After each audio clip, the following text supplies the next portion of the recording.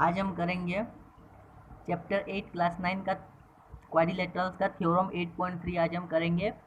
क्या है देखो थ्योरम 8.3 में, if each pair of opposite sides of a quadrilaterals is equal then it is a parallelogram हमें बोला है। क्या बोला है क्वेश्चन में, देखो ध्यान से पढ़ो।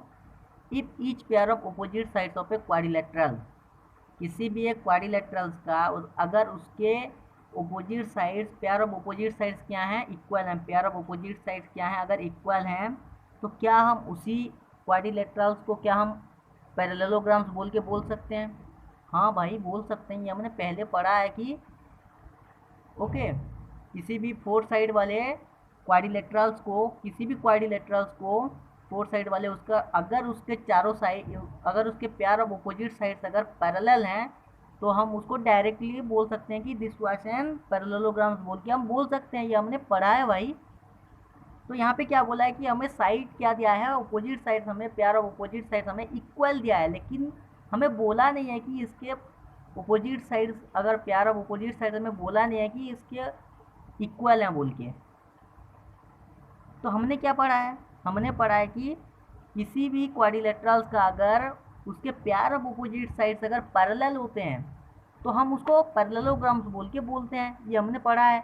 लेकिन इक्वल होते हैं तो हम उसको पैरेललोग्राम्स बोलते हैं, ये हमने नहीं पढ़ा है। तो उसके लिए हमें क्या करना पड़ेगा कि इस क्वाड्रिलेटरल को हमें पैरेललोग्राम प्रूव करने के लिए उसको हमें क्या करना पड़ेगा, उसके अपोजिट साइड्स, उसके पेयर ऑफ अपोजिट साइड्स को हमें क्या करना पड़ेगा, पैरेलल करना पड़ेगा। तभी हम जाके कह सकते हैं कि this quadrilateral is called an parallelogram बोल के बोलना पड़ेगा। तो उसके लिए हमें क्या करना पड़ेगा, पहले हमें देखो क्या करेंगे, देखो तो हमें यहाँ पे क्वेश्चन में क्या दिया है, गिवन में हमें दिया गया है कि A B is equal to C D, हमें ये गिवन है, and A D is equal to B C, ये हमें क्या है, गिवन है। ओके इतना समझ में आया। और हमें प्रूव करना है कि ए बी सी डी जो है वो क्या है, एक पैरेललोग्राम है। तो हमें पहले क्या करना पड़ेगा, हमें पैरेलल प्रूव करने के लिए उसके पेयर ऑफ अपोजिट साइड्स को क्या करना पड़ेगा, इक्वल कर, पैरेलल करना पड़ेगा। तो पैरेलल करने के लिए हमें पहले क्या करना पड़ेगा, हमें उसी क्वाड्रिलेटरल्स में दो ट्रायंगल बनाना पड़ेगा, एक डायगोनल ज्वाइन करके हमें एक पेयर ऑफ ट्रायंगल्स बनाना पड़ेगा। उसके बाद उस दोनों ट्रायंगल्स को क्या करना पड़ेगा, कन्ग्रुएंट प्रूव करना पड़ेगा। हमें क्या करना पड़ेगा, कन्ग्रुएंट प्रूव करना पड़ेगा। तो हम कैसे कन्ग्रुएंट करेंगे, देखो हमने ज्वाइन किया ए टू सी, उसके बाद इन triangle A B C and A C D triangle में देखो क्या क्या हमें दिया गया है, A B is equal to C D, ये हमें क्या है, गिवन है। उसके बाद हमें देखो दोनों ट्रायंगल में A C is equal to A C, ये क्या है, कॉमन है। ओके उसके बाद देखो A D is equal to B C, A D is equal to B C, ये क्या हमें गिवन हमें दिया गया है। तो हमें तीन तो रीजन मिल गया, साइड साइड साइड। तो क्या हम साइड साइड से दोनों ट्रायंगल को कन्ग्रुएंट कर सकते हैं? यस ओब्वियसली हम साइड साइड से भी दोनों ट्रायंगल्स को हम कन्ग्रुएंट कर सकते हैं, ये हमने ट्रायंगल्स वाले चैप्टर में पढ़ा है।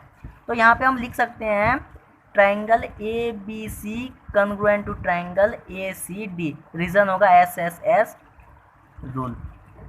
इतने में ख़त्म नहीं होता ये थ्योरम, हमें प्रूफ कुछ और करना है। ओके हमने प्रूफ कुछ और किया, हमें प्रूफ कुछ और करना है, हमें प्रूफ करना है दोनों pairs of opposite sides are parallel, हमें प्रूफ करना है, लेकिन हमें कन्ग्रुएंट क्या उसके बाद है तब। तो हमें प्रूफ करना है, पैरेलल प्रूफ करना है।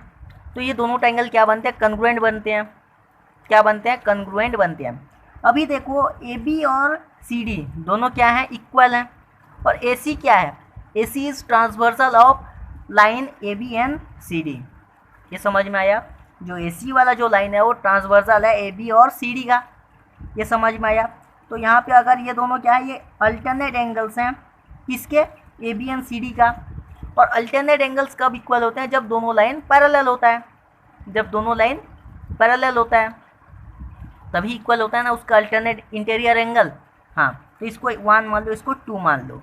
तो यहाँ पे क्या मैं लिख सकता हूँ, A B is equal to E angle, sorry angle 1 is equal to angle 2 मैं यहाँ पे लिख सकता हूँ। रीज़न क्या होगा, C P C T, corresponding part of congruent triangle.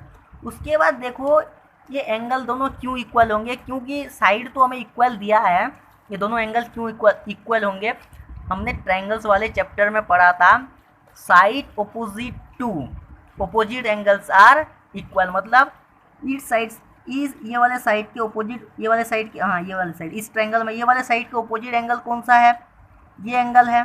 तो ये एंगल किसके साथ इक्वल होगा, इस वाले ऑपोजिट वाले साइड, इस साइड के ऑपोजिट वाले एंगल के साथ इक्वल होगा। ओके, उसके बाद इस वाले साइड का ऑपोजिट एंगल ये है 3 और इस वाले साइड का ऑपोजिट एंगल है ये है 4। तो ये क्या होगा, दोनों एंगल्स क्या होंगे, इक्वल होंगे। तो यहाँ पे रीजन CPCT भी लिख सकते हैं, एंगल 3 इक्वल टू एंगल 4, ये क्या है, इक्वल है। रीजन होगा side opposite to equal angle are equal. अगर उसके अल्टरनेट इस वाले ट्रायंगल्स में देखो, अगर इसके अल्टरनेट इंटीरियर एंगल अगर इक्वल हैं, और अल्टरनेट इंटीरियर एंगल कब इक्वल होते हैं, किसी भी ट्रांसवर्सल का, जब दोनों उसके पेयर ऑफ ऑपोजिट साइड्स क्या होंगे, पैरेलल होंगे, तो तभी इक्वल होते हैं अल्टरनेट इंटीरियर एंगल। तो ये दोनों एंगल्स अगर इक्वल हैं, दोनों पेयर ऑफ एंगल अगर इक्वल हैं, तो इनके ऑपोजिट वाले जो इस एंगल के ऑपोजिट वाले साइड कौन से है, देखो इसकी ऑपोजिट साइड्स ये है और इसकी ऑपोजिट साइड्स ये है, तो ये क्या होंगे, पैरेलल होंगे एक दूसरे के साथ। तो यहाँ पे क्या मैं लिख सकता हूँ, यहाँ पे क्या मैं लिख सकता हूँ, AB parallel to CD and AD parallel to BC, AD parallel to BC। क्या मैं यहाँ पे लिख सकता हूँ, रीजन क्या होगा, angle opposite to equal side are equal. ये हमने कहाँ पे पढ़ा है, ट्रायंगल्स वाले चैप्टर में, ये हमने डिटेल्स में हमने पढ़ा है। ओके, जिसको डाउट है आप वो ट्रायंगल्स वाले प्लेलिस्ट आप देख सकते हो ट्रायंगल्स चैप्टर के। तो यहाँ पे दोनों ट्रायंगल्स कंग्रुएंट होते हैं और AB पैरेलल टू CD होगा and AD parallel to BC होगा, ये प्रूफ्ड। ओके, ये क्वाड्रिलेटरल्स में क्या होते हैं, अगर उसके ऑपोजिट साइड्स अगर इक्वल हैं तो हम उसको कह सकते हैं उसके ऑपोजिट साइड्स भी पैरेलल्स हैं बोल के हम बोल सकते हैं। यहाँ पे हमारा थ्योरम 8.3 खत्म होता है।